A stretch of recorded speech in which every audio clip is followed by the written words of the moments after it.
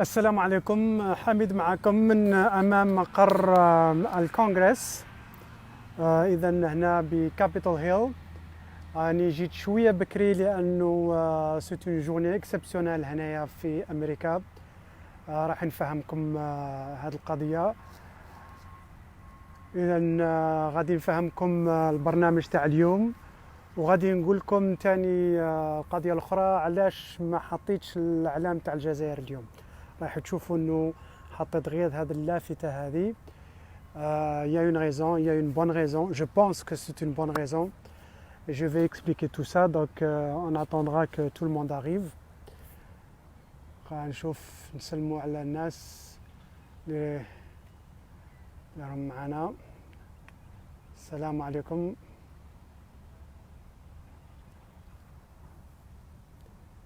Salam, salam. Allez dire masque parce qu'il y a du monde aujourd'hui. C'est une journée un peu particulière à cause du décès تاع توفات هي قاضية. C'est une juge de la Cour suprême في المحكمة العليا الأمريكية، روث جينزبرغ. فلهذا راكم تشوفوا جبت العلامات، جبت اللوجيستيك تاعي بصح ما حطيتهاش خاطر لو كان تشوفوا بعيد لهيه على مقر الكونغرس العلامات الأمريكية حطوهم من تحت، وهذا علامة تاع حداد.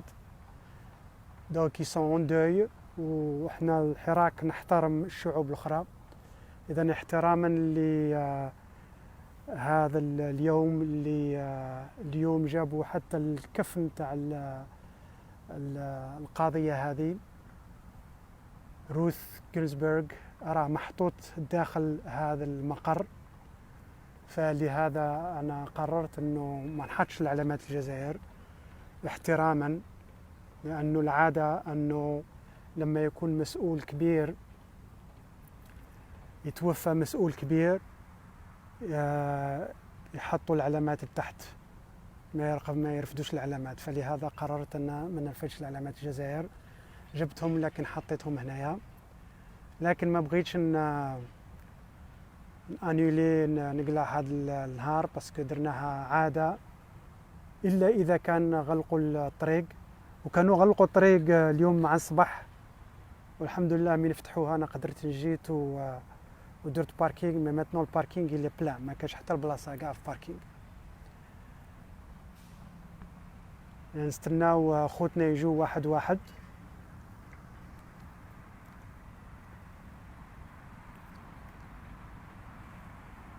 نعم ياسين، فيديل او رونديفو. وعليكم السلام.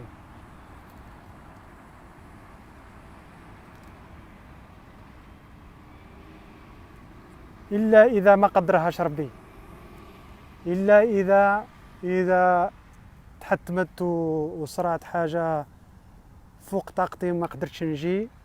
لكن أنا نعمل كل مجهود حتى الصباح. اليوم جيت بكري، كان على بالي باللي رايح تكون فيه السيليبراسيون هنا، كوميموراسيون تاع هذه القاضية روث جينزبرغ. إلا بغيتوا انتم مادام عندكم الانترنت تبحثوا على اسمها قاضية. يعني أنا أحترمها كثير لأنها عملت كثير أمور، قوانين، عملت على قوانين كثير مهمة. روث تكتبها RUTH جينزبرغ GINSBURG.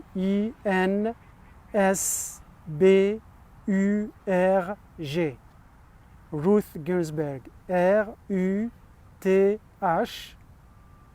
جينزبرغ GINSBURG. إذا تخليدا لوفاة هذا القاضية راهم تشوفوا العلامات العام تاع أمريكا حطوه. لنفس الأسباب قررت أني ما نحطش العلامات الجزائر احتراما لهذا شخصية كبيرة أمريكية. لكن حطيت هذه اللائحة اغتنم الفرصة لأنه السواح راهم بزاف، راهم يجوا الآن واشنطن، راهم يفتحوها شوية شوية، فلهذا الناس راهي تجي أكثر من الأول. إذن السلام عليكم، اللي يعرفني اللي ما يعرفنيش، أنا اسمي حميد للو، جزائري ساكن هنايا في منطقة واشنطن دي سي، إذن ضواحي واشنطن دي سي، في ولاية فرجينيا. نجي نوقف هنايا كل خميس، الناس اللي يعرفوني بلي كل خميس ابتداء تقريبا من 11 تاع الصباح توقيت الجزائر، لا توقيت أمريكا اللي هي 4 التوقيت تاعكم. نوقف هنايا مدة ساعة نجي معاكم شي أخبار على الحراك. وشفتوا التيتر ولا عنوان الحصة اليوم هو أين الحراك عشية تخليد 5 أكتوبر 1988. إذن هذا هو البروغرام تاع اليوم. شوفوا إذا عندكم أفكار، وغادي تاني نتكلم معكم عن قضية التحليل، غادي نلقم تحليل على هذا اسمه الحراك، راح نستعمل فيه. خلينا نحط التليفون هكا نقدر نتكلم. جو vais mettre le téléphone.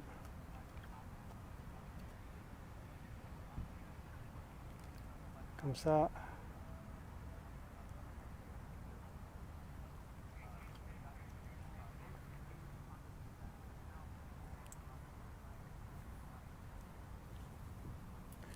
إذا نوقف لكم هنا.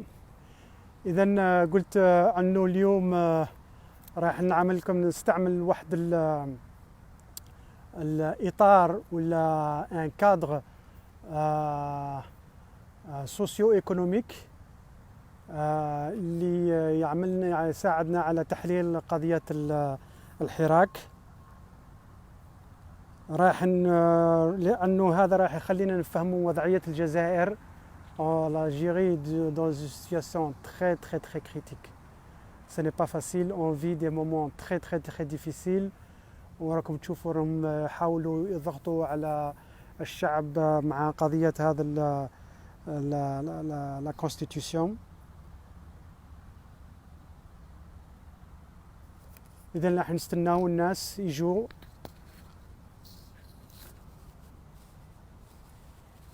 Et on va démarrer dans quelques minutes.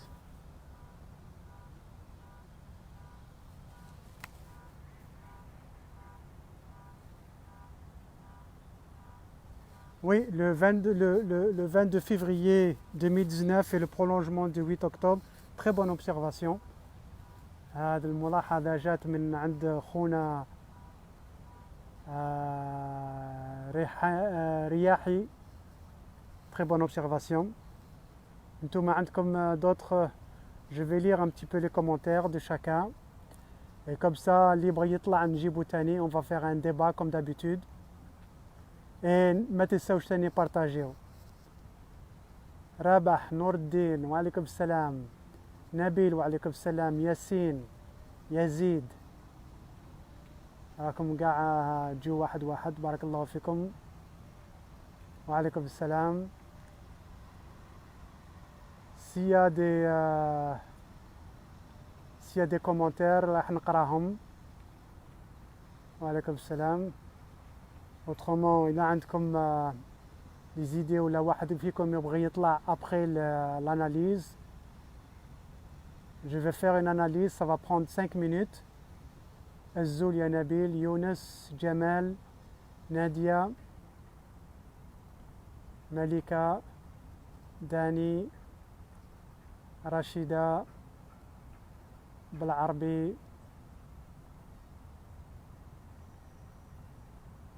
الله يستركم كاع كيما درتو، ربي معنا ومعاكم ان شاء الله.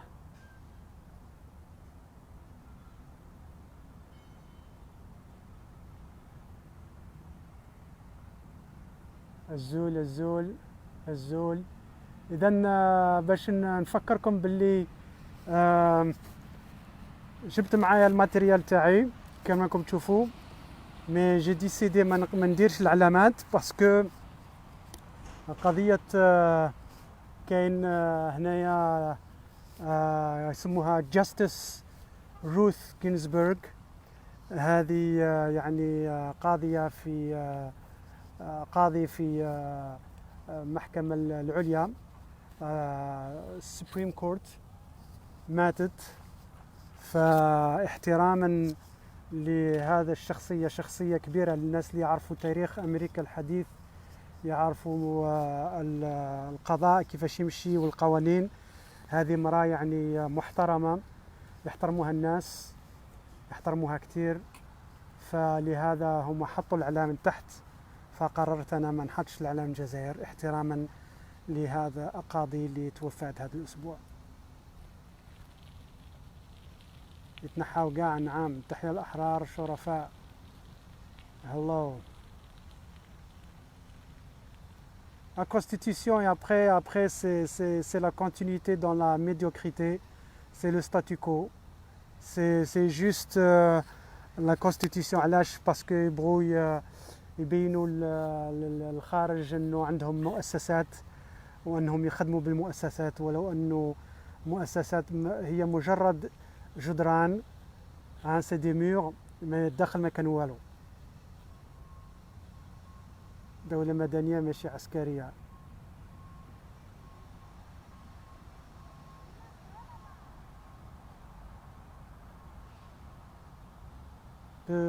Les cours d'histoire, les peuples finiront par faire, oui, tout à fait d'accord.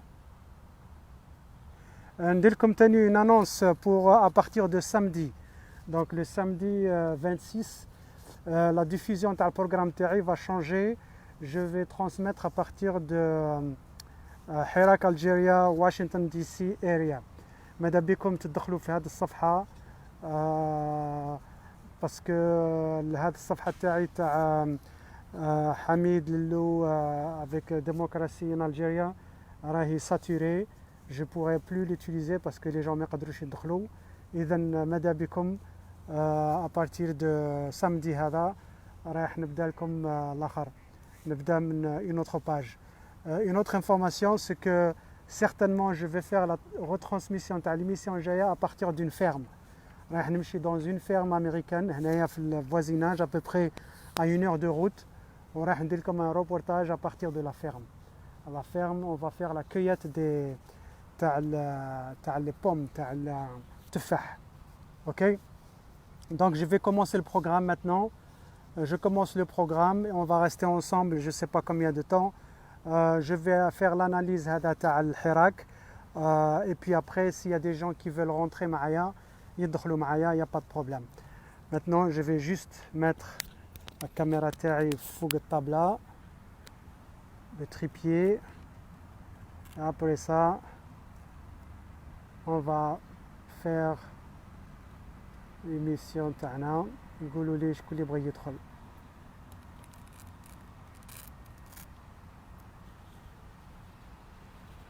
Voilà, je vais mettre le téléphone.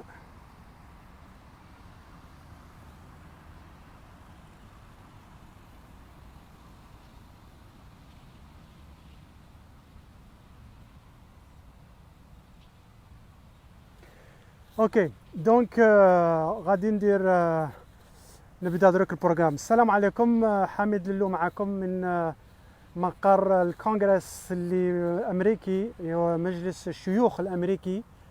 ماشي مجلس الشيوخ، مجلس الشيوخ سي لو سينا. هذا سي الكونغري، دونك سي الكونغرس يميلونج لو سينا افيك لا شامبر دي ريبريزونطون. المهم حميد معكم، ساكن في ولاية واشنطن. اللي يعرفني مرحبا به، اللي ما يعرفنيش مرحبا به، وغادي نعرف روحي وغادي نقول لكم علاش راني هنايا. اذا احنا رانا هنا باسكو هذا مقر رمزي، راكم تشوفوا حتى القاضي اللي مات جابوا النعش تاعو دايرين عليه هذه سيريموني في هذا. دونك سي كيلكو شوز دو سيمبوليك معروف عالميا، رمز للديمقراطيه. ولو انه الديمقراطيه يا دي دي با، سي با يا غيان كي سوا بارفي، مي احنا هنايا سي بور نو دوني اون فيزيبيليتي باش الحراك تاعنا يبان. وايضا قال لك حشمتنا وين نحشم النظام، لانه النظام تاعنا الخبيث يبغي يبين روحه باللي يشبح روحه من برا ومن الداخل هو موسخ. اذا هذا ثاني يدير بور فير اونت او ريجيم الجيريان. Voilà, le programme d'aujourd'hui, قلت لكم باللي je vais parler de Hirak, je vais utiliser un cadre socio-économique. إذن راح نستعمل هذا الإطار، راح نفهمكم كيفاش نشوف الحراك باش نفهموا الحراك وين راح يمشي، كيفاش نتقدموا، علاش فيه ضغوط على الحراك في هذا الحين. فيه واحد الإطار سوسيو ايكونوميك يسموه، فيه ثلاثة أعمدة. أوكي، الأول فيهم هو لو فيد بوليتيك. إذا لو فيد بوليتيك هو الفراغ السياسي. vous prenez note. 1. الفراغ السياسي، لو فيد بوليتيك. الثاني هو la mobilisation des ressources. mobilisation des ressources معناته تجنيد تجنيد الوسائل المادية والمعنوية. والثالث هو سي لو ميساج، لو ميساج وبيان لانفورماسيون. إذا كيفاش تعمل الانفورماسيون. ثلاثة هذو هما اللي كل مرة نعملوا تحليل على الحراك لازم نشوفوا لهذا الثلاثة ركائز ونشوفوا وين كاين. اسكو الحراك بدا افيك لو فيد بوليتيك، سي توجور كوم سا. الحراك بدا، معروف انه الحراك بدا افيك لو فيد بوليتيك. اسكو لو فيد بوليتيك مازال موجود، اسكو مازال كاين لو فيد بوليتيك. Ça c'est très très important. Donc c'est comme ça qu'on va analyser le Hirak, c'est comme ça qu'on va voir est-ce que le Hirak il peut toujours se justifier ou pas. S'il y a encore un vide politique, à ce moment-là الحراك عنده الحق باش يكون. إلى الفيد بوليتيك هذاك الفراغ السياسي ما كاينش، مشى وجات المؤسسات معروفة منتخبة حقيقيا، فإذا الحراك ما عنده حتى معنى. لكن نعرفوا انه لو فيد بوليتيك مازال، الفراغ السياسي مازال، لانه الانتخابات مزوره والدستور مزور والاعتقالات، المخطوفين، المسجونين، التعذيب، ما كاش حريه التعبير، ما كاش حريه الصحافه. اذا ذاك الفراغ السياسي مازال موجود. اذا مازال فيه شروط أنه الحراك يستمر، لأنه الشرط الأول اللي هو الفراغ السياسي موجود. النقطة الثانية هو تجنيد الوسائل. Est-ce que les ressources ont été mobilisées? Est-ce qu'on mobilise les ressources? كما عرفتوا أنه الحراك بدأ في الجزائر، والتنظيم شفناه أنه الشعب منظم وبين مدى الوعي تاعو، مدى التنظيم، مدى معرفة يعني قيام بالحركات بطريقة سلمية والى آخره. وبعد لما الحراك بسبب الكورونا يعني المومنتوم هذاك ضيعنا منه شوية، الموبيليزاسيون دي ريسورس استمرينا فيها عن طريق الجالية في الخارج. والحمد لله الناس الجزائر خوتنا وخواتاتنا في فرنسا فرحونا، عملوا يعني خرجات كبيرة، وراهم مبرمجين باش يعملوا خرجات أكبر ضخمة، وباش يسمعوا الصوت الجزائريين في الخارج، في خاصة في أوروبا. وفيه شباب تاني داروا هذيك المشية من شامبيري إلى جنيف وعملوا ضجة كبيرة على مستوى الأمم المتحدة. وكاين تاني شباب آخرين راهم يعني قايمين بعض المشاريع. كاين جماعة من جنيف تاني قاموا بحركات على مستوى حقوق الإنسان، على مستوى حقوق الإنسان مع هيئة الأمم المتحدة. إذا la mobilisation des ressources continue. Elle continue, elle se fait moins en Algérie mais ça va revenir.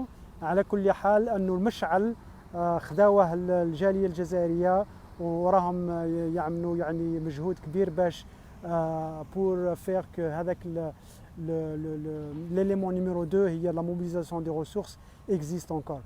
الثالث اللي هو لو ميساج لانفورماسيون. راكم تشوفوا انه الشعب الجزائري يتقن وسائل الاعلام، وقاموا يعني بحركات كثيره كبيره الحمد لله.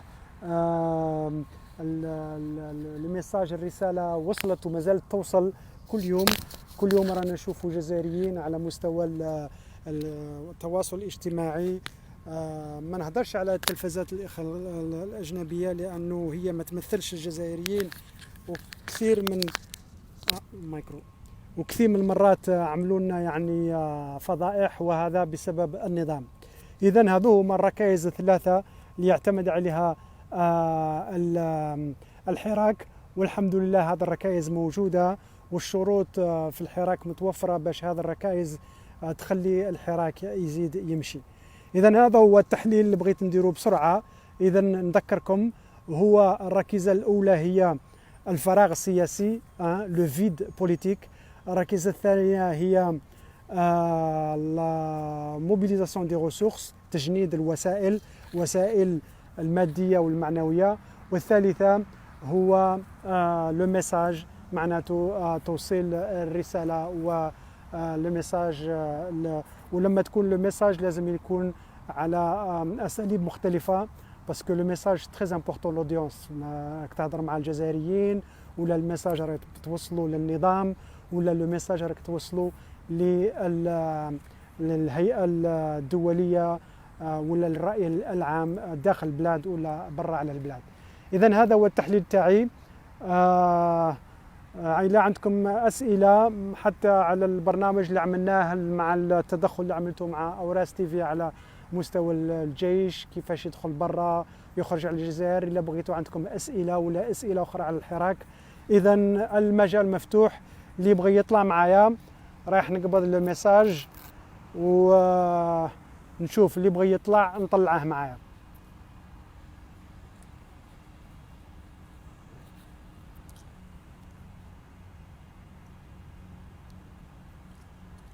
إذا راني معكم هنا مازال.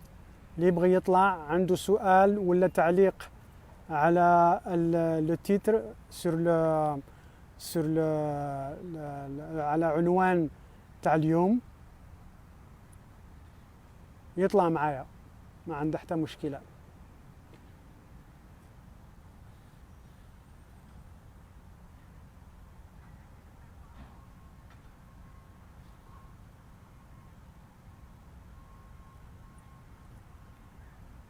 رشيد كريمو، وعليكم السلام. زبير، وعليكم السلام.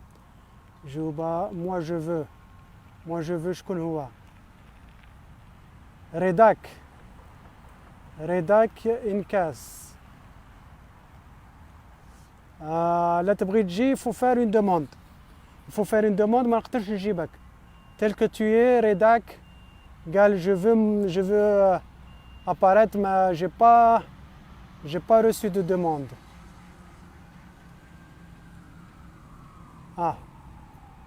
راه جاي.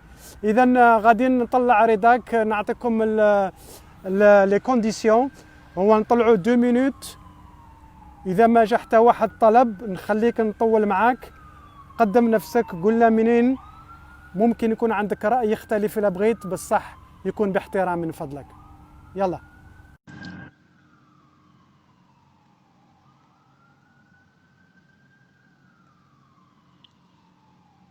راني مشيت لا دوموند ريداك، نشوفوا الى الانترنت راهي مليحه. اسكو لا راك معنا؟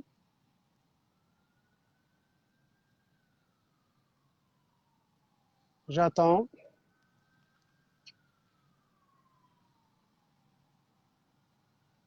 ابارامون الانترنت راهي ضعيفه عندك اخ ريداك. اذا ما طلعتش راه كاين واحد راه جاي، واحد راه عمل طلب.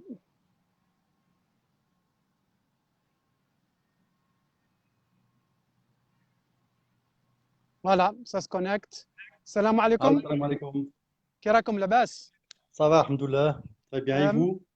Bien, très bien, Allô. alhamdulillah. شكون معايا غادي يقرا عن باش نقابلك باش Alors, ننهض. moi, je suis un Algérien d'origine kabyle. Je vis en France. Je vais intervenir. نعم. Bon, je viens juste enfin, de voir la vidéo, mais j'ai pas compris exactement le thème plus exactement. Est-ce que c'est dans la continuité de l'Hirak ou bien c'est quoi exactement le sujet exactement? Ouais, c'est la continuité dans le Hirak, Ah, brièvement. Donc, d'accord, ce que très je bien. fais, voilà. Donc Mhm, là, je suis à Washington, D.C., dans d'accord, la région de Capitol Hill. Capitol Hill, ça veut dire c'est la région où il y a tous les bureaux fédéraux du gouvernement des États-Unis d'Amérique. très bien. Ça, c'est le Congrès, ce que tu vois derrière moi. Ça, c'est le Ouais, Congrès, c'est là où se réunissent les deux chambres, c'est-à-dire le Parlement et le Sénat. OK? très bien. D'habitude, vous allez voir là maintenant, si vous n'avez pas l'habitude, d'habitude, cette place-là est pleine de panneaux écrits en arabe, anglais, français, avec les drapeaux. راني جبتهم وراني حاطط la logistique تاعي في الأرض. D'accord. Pourquoi? Parce qu'il y a une juge la Cour suprême américaine que j'adore, j'aime beaucoup cette dame, que je respecte beaucoup et je pense que tous les démocrates devraient la respecter. Elle est Elle décédée, il me s'appelle, semble. elle est décédée, Ouais, Ruth Ginsburg. Et j'ai si entendu vous parler, voyez, ouais. voilà, si vous voyez le bâtiment là, c'est les bâtiments dans le Congrès NEA. Tous les drapeaux américains partout dans le monde, ils sont En en Berne. berne. Hein, Mhm. et vous voyez des foules là-bas qui rentrent. C'est pour rendre les hommages à la dame qui son cercueil est déposé à l'intérieur de cette bâtisse. Donc, on est là tous les jeudis de 4 heures de l'après-midi, heure algérienne, jusqu'à 5 heures, 5h30. Donc, heure de France de 5 heures à 18 heures, 18h30. Et le sujet, c'est bien sûr, c'est le Hirak. Moi, je fais D'accord, partie du Hirak dans la région. Et voilà, ce que j'ai laissé, le seul panneau que j'ai mis, c'est en anglais parce que les gens passent. Vous voyez tous les gens qui passent ici. Quoique très c'est le bien. corona, donc c'est un petit peu il y a moins de monde, mais j'ai mis ça pour informer les gens qui viennent de quoi il s'agit. En général, il D'accord. y a à peu près une trentaine, quarantaine de drapeaux algériens. Vous pouvez consulter Mhm. les autres vidéos, vous allez voir qu'on a beaucoup de drapeaux, mais aujourd'hui, on est en Berne, on supporte la dame qui vient de décéder. Voilà. D'accord, très Yalla, bien. tfadal. Alors, juste brièvement plutôt, je vais essayer d'intervenir par rapport au Hirak justement. En fait, dans la continuité, pour continuer le Hirak, il faut d'abord déjà l'évaluation de ce qui s'est passé jusqu'à là. Quels sont les objectifs? Est-ce ils ont été atteints? Est-ce qu'ils n'ont pas été atteints? Et beaucoup plus, les erreurs. Voilà. Quelles sont les erreurs? Pourquoi il y a beaucoup d'objectifs qui ne sont pas atteints? Quelles sont les erreurs? Moi, à mon avis, ça reste toujours mon point de vue, hein. Donc, moi, à mon avis, le problème de Hirak, parce qu'il il faut pas se voiler la face. On est bien d'accord que l'idée de Hirak, elle court encore et tout, mais il ne faut pas se voiler la face, et ça descend encore, ça descend de plus en plus. Chaque vendredi, on voit que ça descend.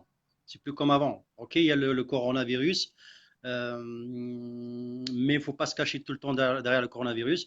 Mais il y a des raisons à ça. Donc, si on traite les raisons pourquoi les gens commencent à se désister un petit peu de Hirak, peut-être on va arriver à réallumer encore une deuxième fois la flamme de Hirak. La première des choses, c'est, à mon avis, c'est que on n'a pas su internationaliser l'affaire de l'Algérie. Parce qu'on a toujours été contre l'internationalisation de l'affaire. تدويل القضية. Je ne sais pas si vous comprenez. Oui, Tout تدوين le monde, القضية. voilà, tout le monde a refusé. Il dit non, non, non, non, ça reste nos affaires entre nous, Algériens. Et on ne veut pas que d'autres pays interviennent, on ne veut pas d'autres politiques interviennent, on veut personne. Alors, qu'est-ce qu'on a fait? C'est comme le serpent qui mord sa queue. Ça veut dire il tourne la tête et est en train de se mordre la queue. Euh, si on fait un petit peu d'histoire, si on revient en arrière, on revient à la révolution algérienne. La révolution algérienne, elle a échoué militairement.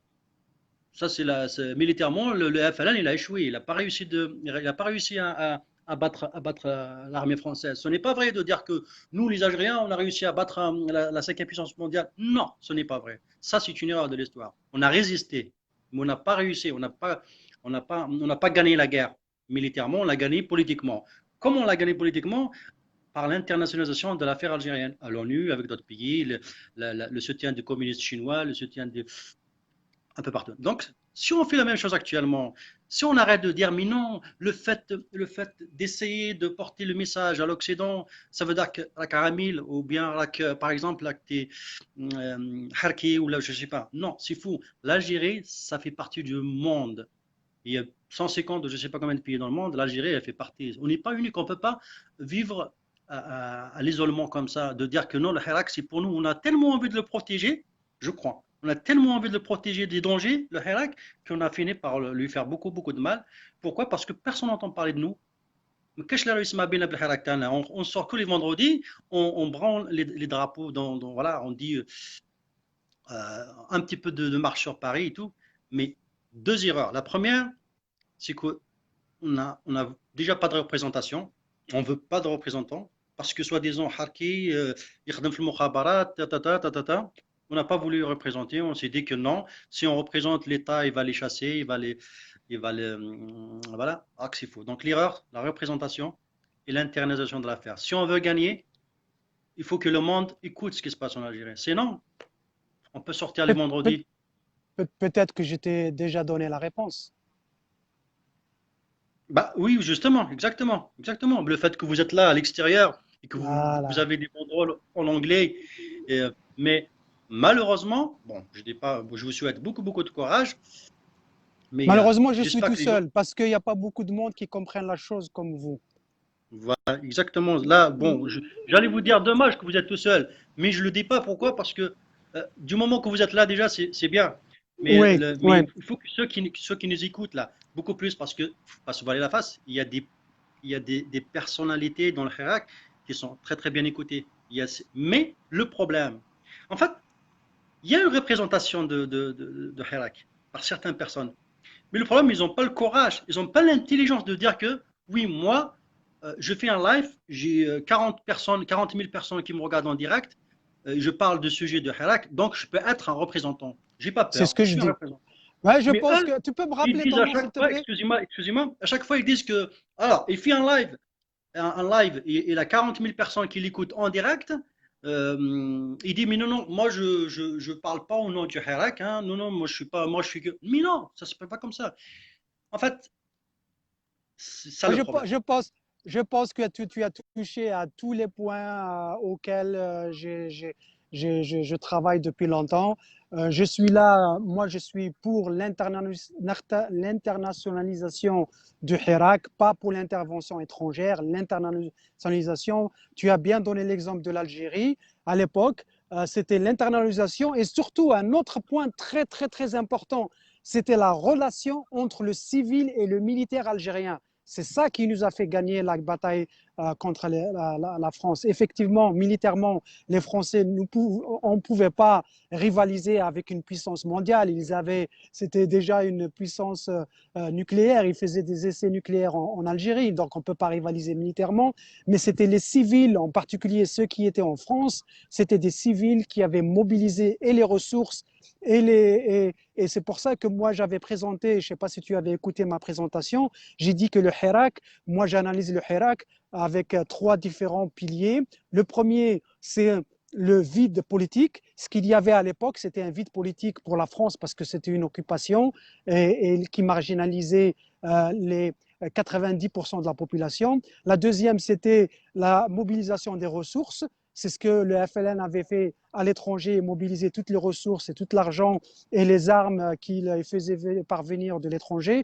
Et le troisième pilier dont j'ai parlé aujourd'hui, justement, c'était l'information, le message. Et le FLN s'est basé sur l'internationalisation en vendant, en présentant la cause algérienne à l'extérieur pour aider au combat qui se passait. Donc, on est tout à fait d'accord, toi et moi, on est à 100% d'accord. Et c'est ce que je suis en train d'essayer de faire ici, même si je suis seul, mais je ne me décourage pas. Ce n'est pas un problème de personne. L'autre point avec lequel je suis d'accord, effectivement, après toutes mes actions, d'ailleurs, je ne fais pas que cette action, je fais d'autres actions et j'espère que tu vas rester et nous suivre. Le samedi, j'ai créé un jardin botanique ici qu'on appelle le Hirak. Jardin Hirak. Tous les samedis, à partir de 19h, heure de Paris, je suis en direct, je fais des présentations sur le Hirak. On a créé un jardin formidable. Et l'analogie, c'est le développement du Hirak. C'est comme le développement d'un jardin. Vous commencez de rien et vous arrivez à quelque chose de beau, et vous récoltez tous les efforts que vous avez faits. Maintenant, la représentation, comme vous l'avez dit, je me réclame comme le représentant du Hirak à Washington, dans la région, jusqu'à preuve du contraire. S'il y a quelqu'un qui peut mobiliser, s'il y a quelqu'un qui peut faire et qui veut se présenter comme représentant du Hirak, bismillah, tfaddal. Mais pour le moment, je le fais, je fais ces actions, je fais d'autres actions dans les coulisses. On n'en voit pas le résultat pour le moment, mais ça va venir. Je publie des articles dans des revues spécialisées. J'ai donné des liens pour les gens qui veulent les lire. Je fais des sittings en face de l'ambassade. D'ailleurs, le prochain sitting, c'est le 1er novembre. Je suis en train de préparer quelque chose. J'espère que la communauté algérienne va suivre dans ce projet que je vais présenter bientôt. Donc, toutes ces actions, c'est exactement ce dont tu parles, et je ne pense pas être le seul à faire ça. C'est maintenant, il faut être consistant, il faut être... moi, ça fait 4 mois, tous les jeudis, à partir de 18h heure de Paris, je suis ici, et tous les samedis, à partir de 19h, je suis du jardin, et j'ai promis que pour le samedi prochain, dans 2 jours, je vais faire une présentation à partir d'une ferme.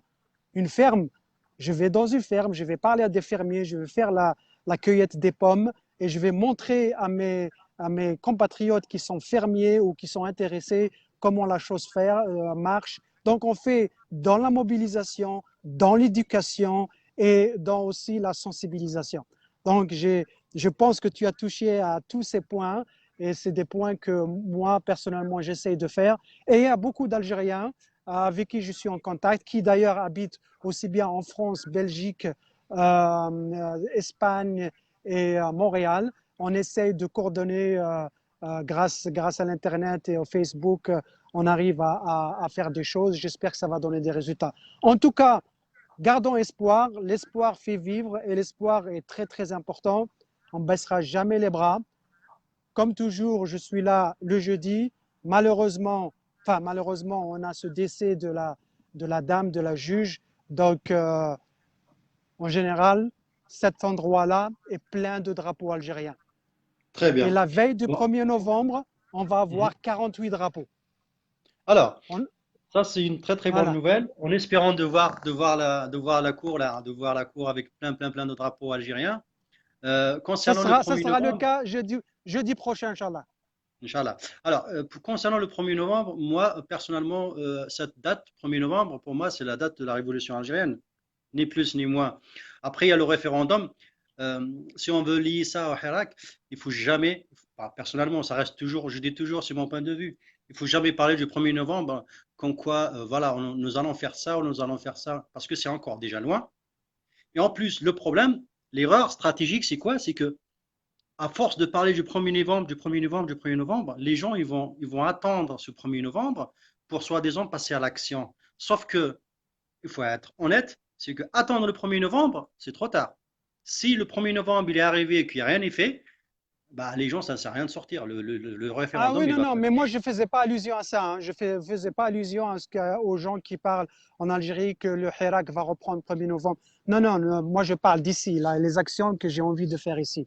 Maintenant, oui, en Algérie, ça c'est autre chose. Je ne parlais pas de l'Algérie, je ne parlais pas de l'organisation du Hirak okay. en Algérie. Ce n'est pas ça dont je parlais. Désolé pour la confusion. Ouais, pas de souci. Alors, très bien. Donc, je vous souhaite beaucoup de courage. J'espère que vous allez encore mobiliser plus de personnes. Je vois اسمح لي دقيقة اسمح لي. Oui, يس oui. الحمد لله. ايه تتكلمي عربية؟ شوية. Vous avez habité en Algérie quand?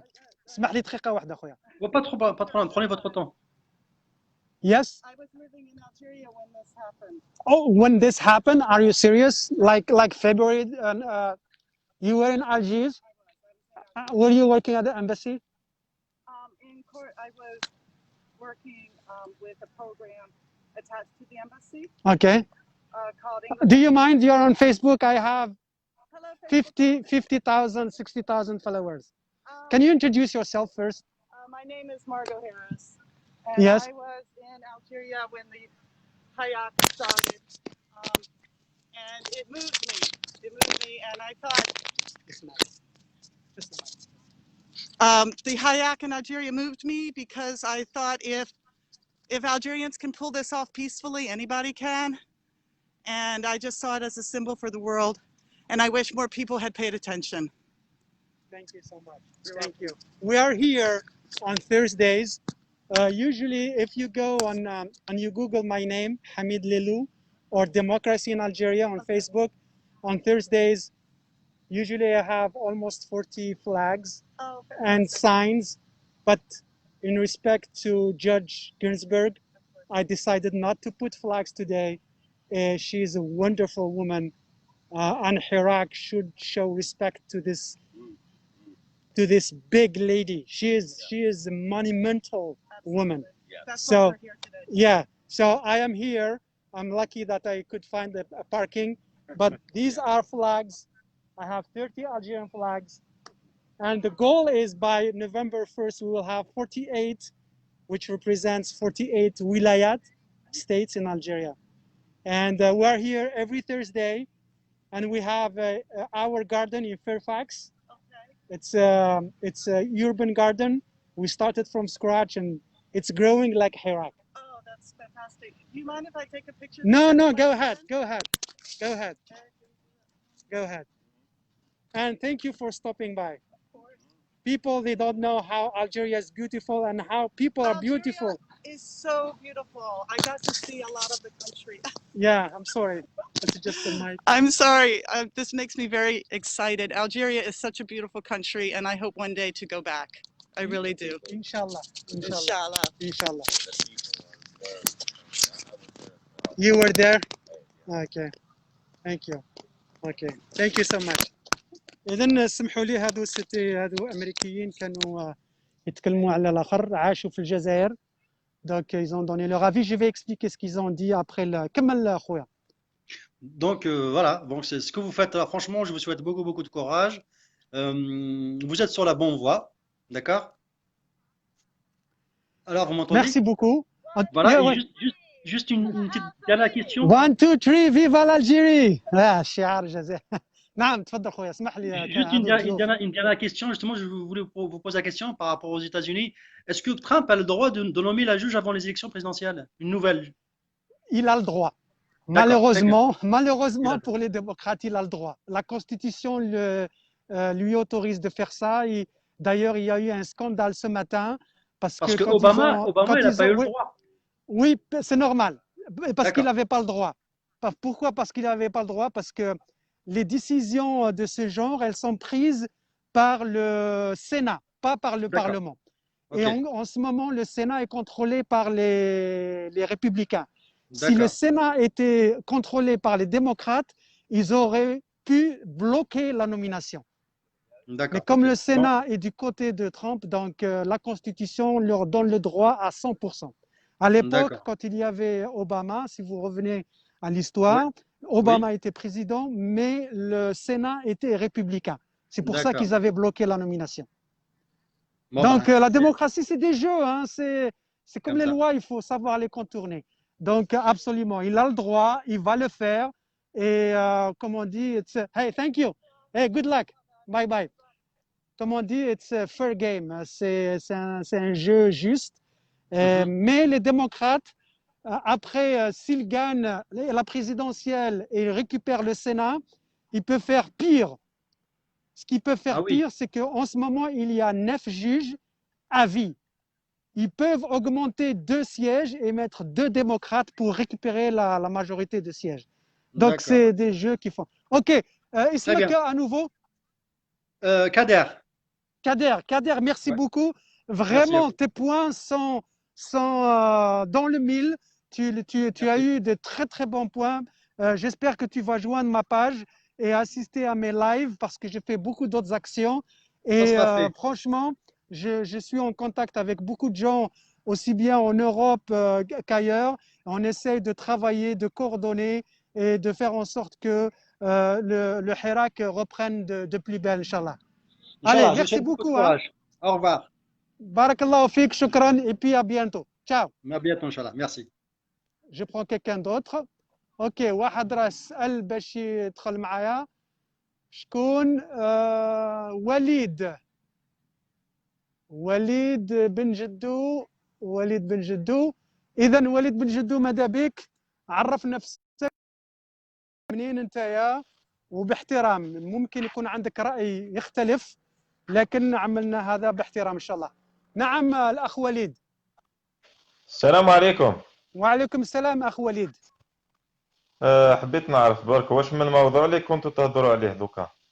احنا كنا نهضروا على الحراك، وضعية الحراك، واش راه صاري في الحراك، وشنو هو الرأي تاعك في الحراك. عرفنا، قلنا انت الحراك منين. ما رانيش نشوف فيك، راهي مظلمة.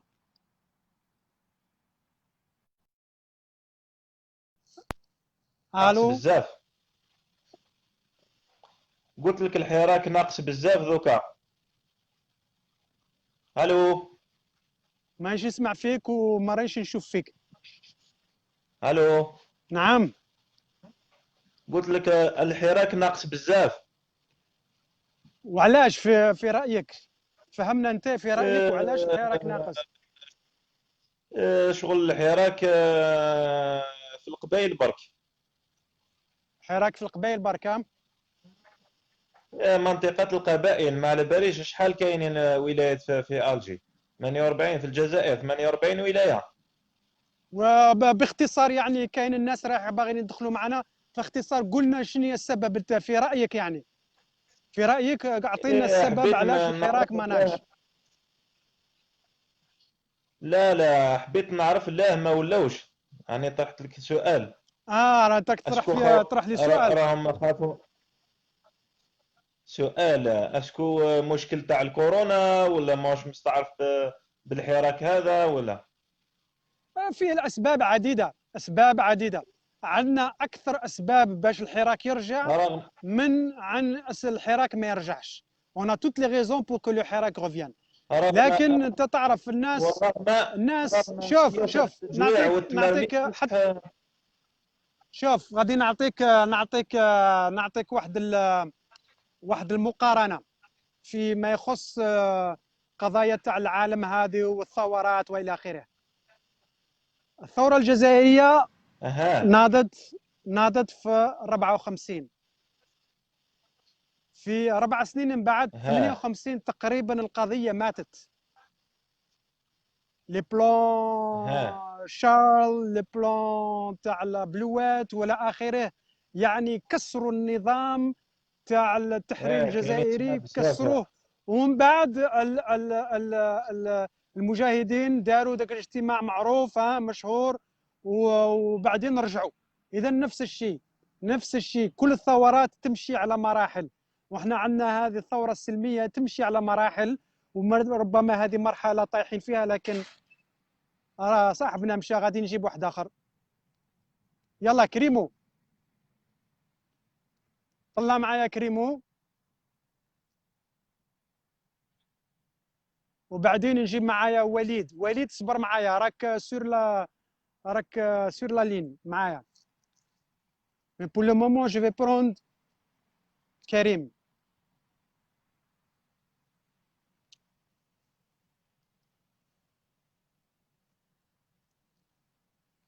كريم راك معايا؟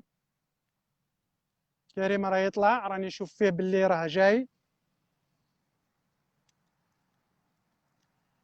حاجه مليحه اليوم، مغيمه، ما كاش الشمس، ما كاش النو.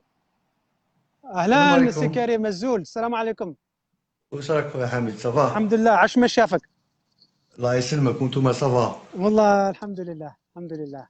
خويا لا بروميير دي شوز يعطيك الصحة pour tout ce que tu fais pour l'Algérie. نو بلا مزيان. bien sûr لا بروميير دي شوز راك تسمع فيا؟ راني نسمع فيك تري بيان كاع. جا جوست مون تليفون. فازي راني نسمع. فوالا لا بروميير دي شوز يعطيك الصحة pour tout ce que tu fais. تحية لخاوتنا بيان سور في الجالية، وخاوتنا في الداخل 48 ولاية، وخاوتنا بيان سور اللي راهم معنا في لو لايف هذايا. السلام عليكم خاوتي بيان سور. حاجة الأولى. حاجة الثانية لا كيستيون تاعك اليوم يقولوا خويا حميد باللي الحراك نقص والحراك الله غالب على بالك بلي الحراك مرينا بمرحله تاع الوباء هذايا دونك اوتوماتيكمون ماشي الحراك اللي نقص وانما المسيرات اللي ما كاش باسكو كاين فرق بين المسيرات والحراك. الحراك ماهوش المسيرات خويا حميد. دونك يفو فيغ لا ديفيرونس بين المسيرات والحراك. حنا دخلنا حنا علقنا المسيرات خويا حميد كما على بالهم كاع العالم على جال الوباء. هذه العصابه انا بروفيتي باش تلعب على لا كونتر ريفوليسيون باش تبرد هذا الحراك وباش تشعل الفتنه في وسط الاحرار في الداخل وفي الخارج. الحمد لله خويا حميد الشعب الجزائري توجور راهو راني موحد. نتعلم جو برون دي نوت.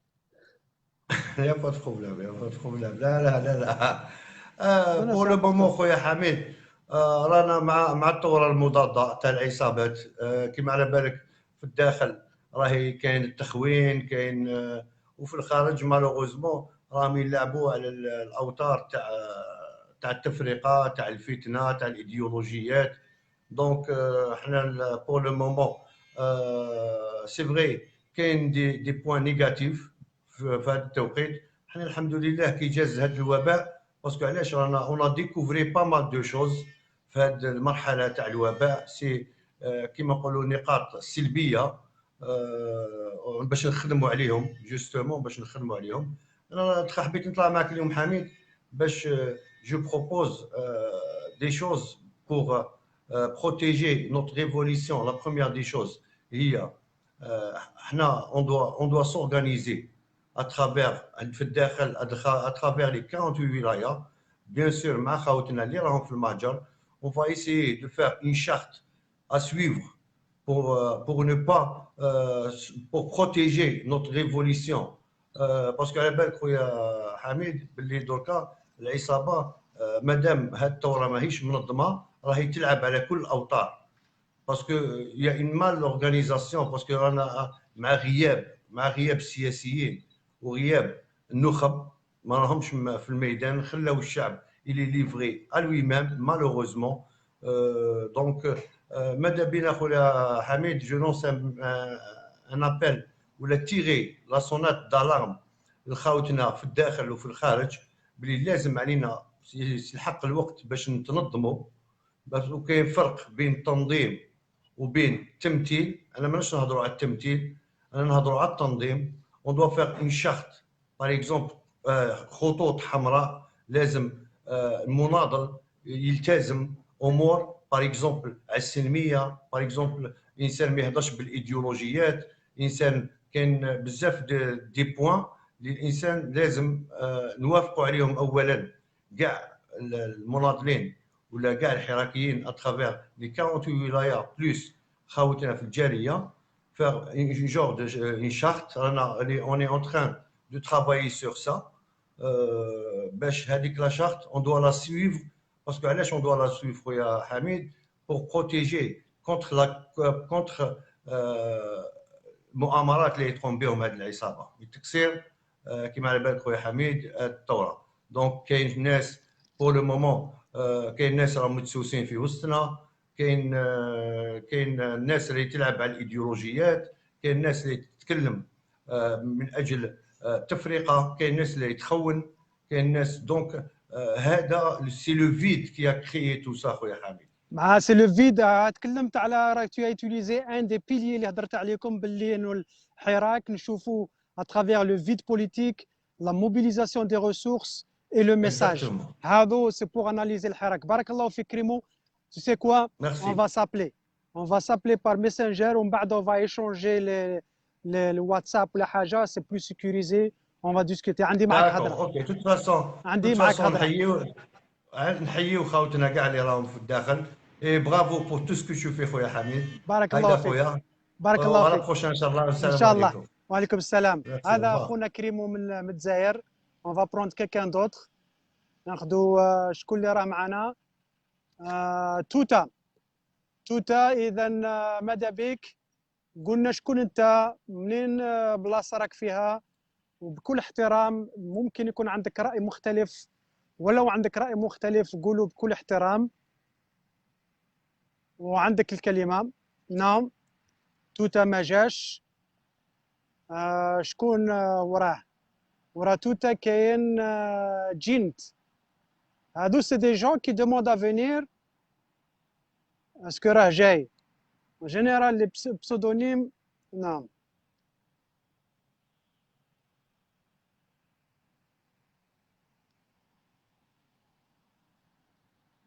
شكون اللي راه طالب يجي؟ شكون اللي راه طالب يجي؟ Il y avait un qui a fait une demande. ارجع في لا دوموند نطلعك. يلا السلام عليكم. اذا مجددا قبل ما يجي واحد موا جو فوا لي دوموند. حميد معكم، حميد للو، ساكن هنا في منطقة فيرجينيا. يا دي دوموند دوك نطلعكم. عيسى، راه عيسى إلا في اون دوموند. دونك راني هنايا في منطقة واشنطن دي سي في الكونغرس، أمام الكونغرس. راني هنايا كل خميس، بدينا تقريبا نص ساعة كل خميس من 4 حتى الخمسة، 5 ونص توقيت الجزائر، ولا الخمسة إلى السادسة من توقيت فرنسا. نوقفوا هنايا يعني مساندة للحراك. اون جينيرال عندي علامات وعندي لافتات، لكن اليوم أمريكا في حداد. عندنا قاضي كبير، امرأة محترمة جدا، محترمة جدا. فلهذا توفات. حتى العلامات تاع امريكان راهم حطوهم ما طلعوهمش، ولهذا راح نوري لكم ابري بلا ما يطلع هذا شكون راه جاي. نوري لكم ان بتي بو الاخر. اون جينيرال جو مي لي نهار هنا كامل ندير العلامات، مي ما درتش اليوم باسكو احتراما لهذا القاضي اللي توفات. نشوفوا شكون اللي بغى يطلع معنا. ارس الناس راهم يطلعوا، مي لا كونيكسيون تبان باللي ماشي مليحه. دونك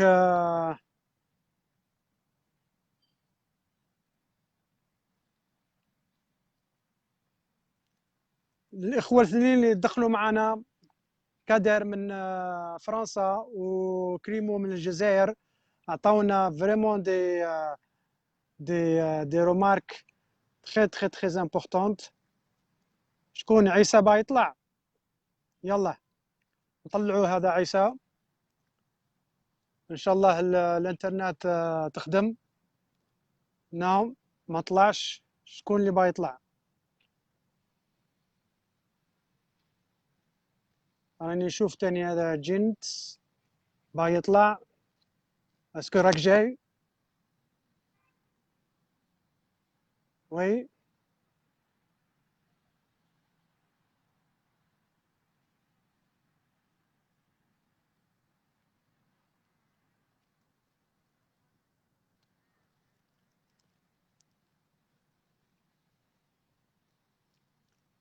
On avait vraiment des commentaires très intéressants. On a pris note من عند حكيم ومن عند خونا عبد القادر من فرنسا. لكن الآن نشوف باللي لا كونيكسيون ضعيفة عند الأخ عيسى. جيساي دو فيغ فينيغ عيسى، ولا واحد آخر يبغي يطلع يفي لا دوموند ونطلعه. فرامون عيسى لا كونيكسيون راهي ضعيفة عندك. نعم ما جاش. On va essayer une deuxième fois مع هذا RS. إلا ما جاش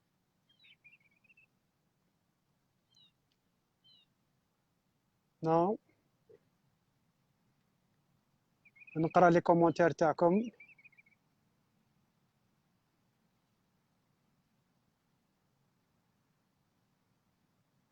نو شكرا جاي.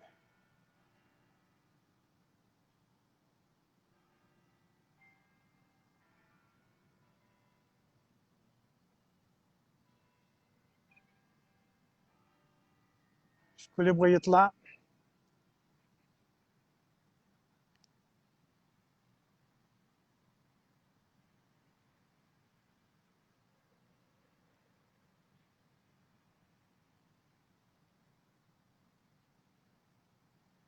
حسان وقروج. الا بغى يطلع حسان وقروج لازم فوك تفاس اون دوموند. حسن راه باغي يطلع، مي ما نقدرش نطلعك الا ما درتش لا دوموند. دير لا دوموند نطلعك يا اخي حسن.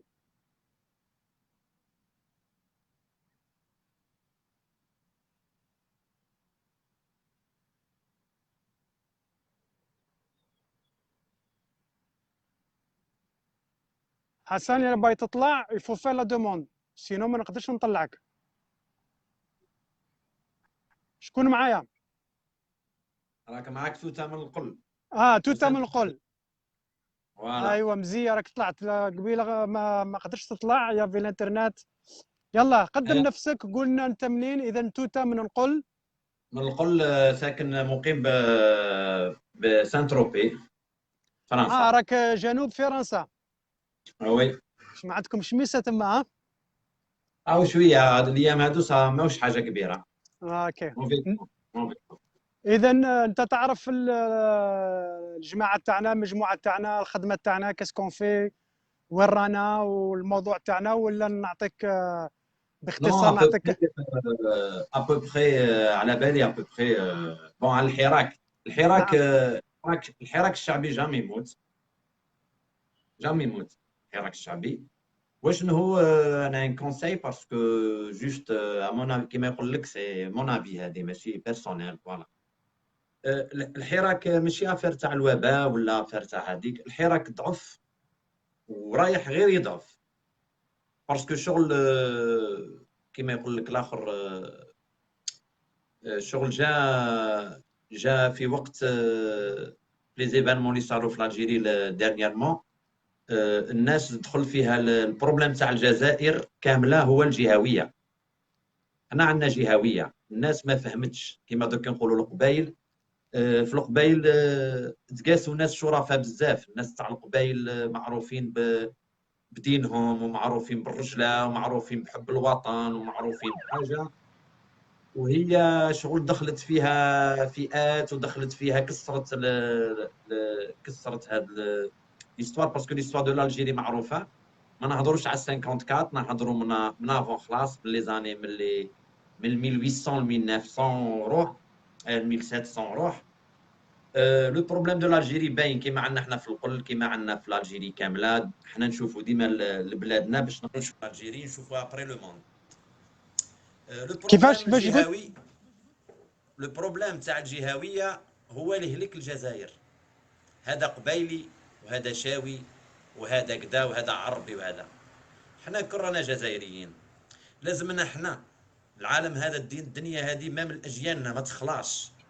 لازم الناس تعاود تنظم روحها، ويروحوا على دي باز نتاع جزائر، نتاع الناس الكل. ومن بعد عاد نروحوا باش نديروا، نعودوا نخرجوا يد وحده باش نريبوا العصابه، اي عصابه تكون، اي واحد اللي يجي يكسر الجزائر، باسكو كسروها بزاف ما نخليوهش. سي سا لو فري حراك. طونك حنا قاسميننا، عندهم دي زاني من اللي قسمونا، وعلى بالنا شكون اللي قسمنا. والرسول صلى الله عليه وسلم يقول لك كي تقسموا تبشتوا عندكمش قوه. دوك كي تقول لي قبايلي، حنا كامل الجزائريين، وكاملين نساب، وكاملين مزوجين ببعض، وكاملين الناس كل فاميليا، والناس كل تقيس لبعضها. كيما حنا الكل يقول لك قبايل الحضره. حنا عندنا تا منار، عندنا تا فرشه، عندنا سي دي كابيل. الاسماوات هادو تاع الفيلاجات نتاعنا كلش. صافي دير حنا نتقاسو كي هضروا جينيرال يقول لك قبايل هك ولا قبايل هك. حنا نتقاسو باسكو حنا جزائريين، والناس هادو خوتنا وعايشين في منطقه واحده في الجيري. لازمنا حنا نعاودوا لا نوفيل جينيراسيون، باسكو كاين ناس قاريه وكاين ناس تغربت. حنا هنا مع الكفار وحنا وعايشين. الحمد لله. لازم نتراجعوا، ولازم نعاودوا ننظموا روحنا، ونعاودوا باش تعود عندنا القوه. لازم تكون الحب بيناتنا، نحبوا بعض ونمشيوا لبعض، وما فيهاش تفرقات بين كما يقول لك بين الصحراء وبين القبايلي وبين العربي وبين هذه الحاجه اللي خلاتنا جي بري نوت. ما نروحوش فيها مليح. نعم جي بري نوت. والنقطه الاهم نقطه عطيتها لنا هو التفرقه، والتفرقه هذه فوق الحراك يترافاي فوق يخدموا باش كونتورني هذا لو بروبليم. بارك الله فيك فريمون الانترفونسيون تاعك عاونتنا، الشعب راه سمع، يا بوكو دو جو كي يكوت هاد ليميسيون. ان شاء الله الرساله توصل لجماعه الحراكيين وانهم يتجنبوا ان هذه شاء الله اخويا، التفرقه ان شاء الله ويجمعنا الخير ان شاء الله. بارك ان الله شاء فيك. الله اخويا. شكرا. السلام عليكم. وعليكم السلام.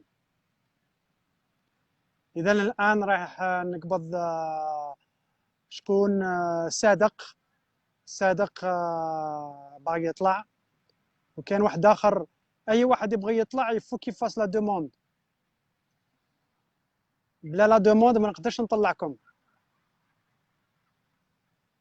اذا الصادق يقدم نفسه ويقول لنا من اي منطقه، وايضا يعرف قوانين اللعبه، يكون احترام، ممكن يعطي راي مختلف اذا بغى، un avis différent. Moi, il n'y a pas de problème. Tant que vous le faites en tout respect. السلام عليكم. السلام عليكم. السلام، كي راكم؟ لاباس الاخ؟ لاباس الحمد لله. قلنا اسمك ومن اي منطقه؟ من الجزائر. تفضل. معك حميد. انا عماه. نعم. من عماه. قلت لك كنتوا تهضروا الحراك. نعم. لازم قياده يا صاحبي. قياده تاع الحراك. انا عماه. كيفاش؟ فهمنا. هنايا في الداخل يقول لك باللي القياده يدوهم للسجن، ودوهم للسجن تكون قياده واحده اخرى. ايوا. لازم تكون قياده واحده اخرى. القياده هي تقيدي، هي اللي تدبر. قال غدوه واش نديروا، الاسماء الجايه واش نديروا، كيما الاعتصامات، كيما الحوايج ما يروحش الشعب وحده. يا انا عماه. وشكون شايف انت في القياده؟ شايف بزاف، مثل الخضر بورقعه، مثل كريم طابو، مثل جماعه كثير كاين في الخارج وكاين في الداخل. احنا الداخل على كل حال. على الداخل. لا انا عماه كيما الخضر بورقعه، كيما اذا شايف كاين جماعه كثير على كل حال. على كل حال هذا اقتراح محترم ومهم، بارك الله فيك. وان شاء الله يسمعوه الاخوه ان شاء الله. بارك الله فيك. ويسمعوا المقترح هذا. il faut être courageux dans tout mouvement social ولا اي حركه، لازم تكون فيه شجاعه، لازم تكون فيه شجاعه الادبيه. بارك الله فيك. بارك الله فيك. شكرا. فيك. اذا هذه راني جو برون دي نوت، دونك جو برون دي نوت، وراه غادي نكتب الاقتراح تاعك، لا ريبريزونطاسيون. ان شاء الله باذن الله. بارك الله فيك. صحيح. يلا بون جورني. اوكي، شكون اللي باغي يطلع؟ وليد. يلا وليد.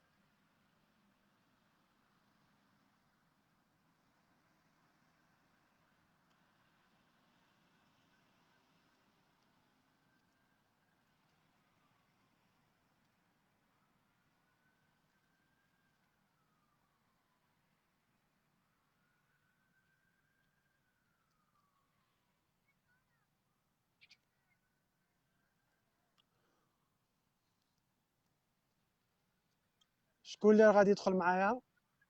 طلعني خويا، بصح طلعني. شكون نتايا؟ راه يقول طلعني. طالبي باش تطلع لازم تعمل طلب. الا ما عملتش طلب، الا سي تو في با دوموند، ما نقدرش نطلعك. دير كيما الاخرين، يا كلكو بار عبز على حاجه نعم عز الدين. مطلبنا الوحيد اسقاط العصابه. شوف الى طالبي يطلب الاخر.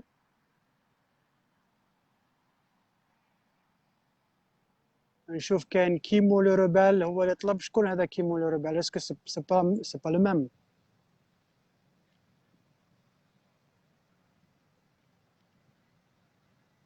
طالبي اذا بغيت تطلع يفو في لا دوموند. سي تو في با لا دوموند ما نقدرش نطلعك.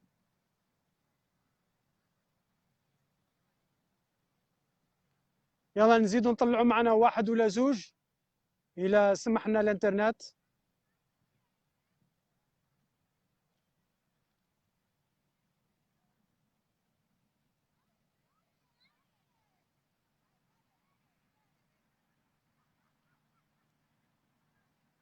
اذا هذو تدخلات. واحد قال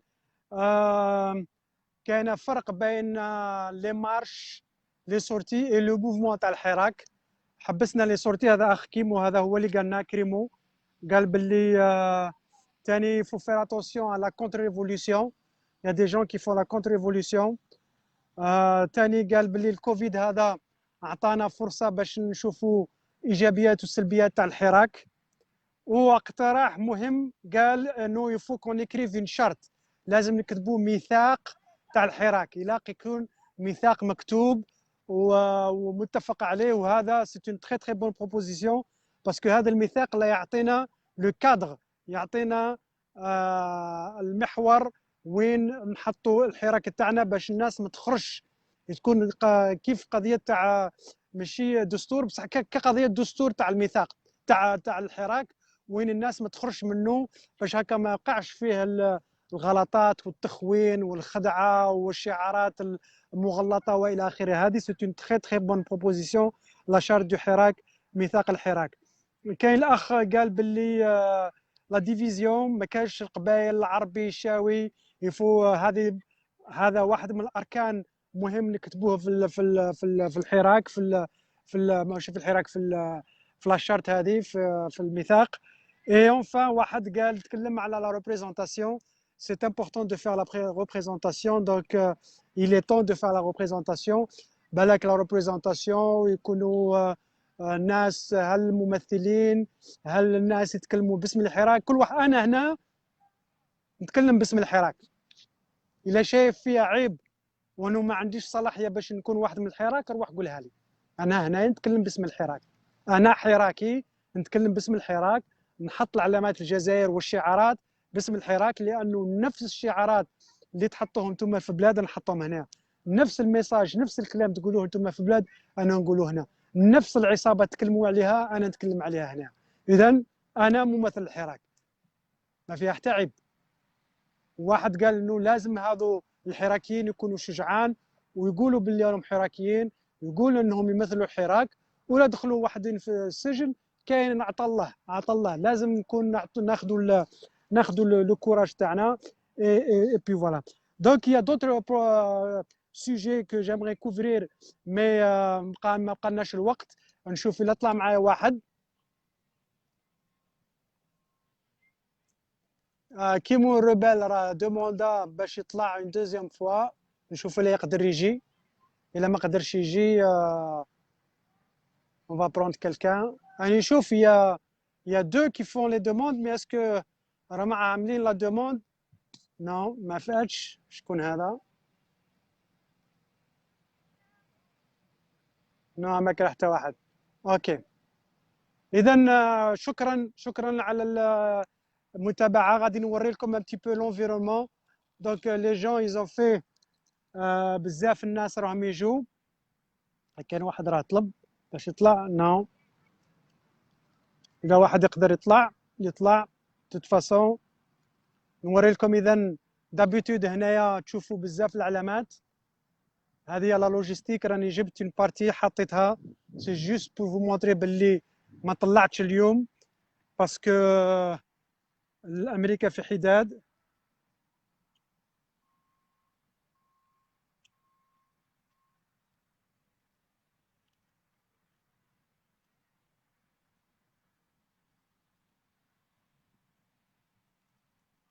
اذا اذا كان واحد يطلع. اذا الموضوع اليوم كنا تكلمنا على ولما تناقشت مع الاخوه اللي طلعوا خرجنا هذا الحوار تاع لي تروا بيليي بور لو موفمون سوسيال. الفراغ السياسي، تجنيد الوسائل والاعلام. دونك هذو هما الركيزات، 3 ركائز تاع الحراك اللي نشوفوا. راه كاين واحد خالد باغي يطلع. خالد اذا بغيت تطلع عرف نفسك، قلنا من اي منطقه وبكل احترام. ممكن يكون عندك راي مختلف، باحترام نحن ناخذ الاراء المختلفه. هذا الاخ شكون معايا؟ خالد. انا عمي خالد. مرحبا. الله يبارك فيك. والله دخلت لقيتك والله ما على بالي كاع الموضوع. حبيت نبارتيسيبي معك، موالف نتبعك فيه. موالف تبعني. اذا موضوع الحراك رانا نهضروا على يعني الحراك واسكيلوني، واش هي لا سيتوياسيون تاع الحراك، وراك شايف الحراك الان اسكو راه يضعف، راه يرجع، شنو هما شروط الحراك، شنو هما وضعيه الحراك؟ اعطينا هنا في اون 2 مينوت افون كو نفيرم لا سيسيون تاع اليوم. نعم، انا على حسب ما نشوف الحراك، انا من الجزائر على كل حال، انا سواسوا من بومرداس. نشوف باللي الحراك على كل حال راهو في ركود، ما نقولش باللي يحبس وما نقولش باللي انقص، وانما الوضعيه اللي خلات الناس تحبس على جال هذا المرض، على جال ترونسبور، على جال منعوا ترونسبور، منعوا الجمعه، منعوا بزاف عدد. اذا هذا خالد كان معنا من بومرداس، انقطعت الانترنت ضعيفه. اذا هو ركود، هو كيفاش قال اخونا كريمو، هذا الحراك ما وقفش. المظاهرات وحدها ما تمثلش الحراك، كاين امور اخرى تمثل الحراك ماشي غير المظاهرات. اذا شكرا، بارك الله فيكم على المشاركه. انا غادي نقطع لو ديريكت. اليوم راكم شفتوا باللي جي با مي لي درابو باسكو الجوج غينزبرغ، روث غينزبرغ توفات، وهنا دايرين عليها الحزن. العلامات امريكا حطوهم تحت، وانا قررت انه ما نطلعش العلام تاع الجزائر احتراما لهذا القاضي اللي انا شخصيا نحترمها كثيرا. بارك الله فيكم، شكرا على الاستماع، ميرسي بوكو. نهار السبت سواء نجي معكم من عند الجاردان ولا غادي نطلع معكم من عند فيرما، غادي نمشي مزرعه هنايا في المنطقه، تقريبا ساعه مشي من فيرجينيا.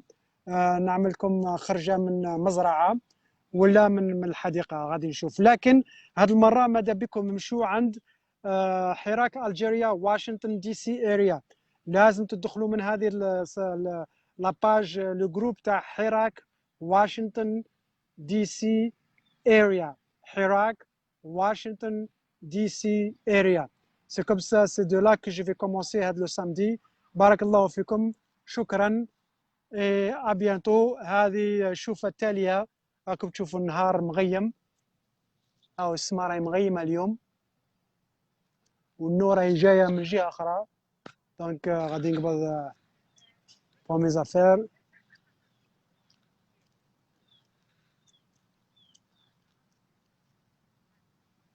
فوالا، يلا بارك الله فيكم، شكرا، ابيانتو، باي باي.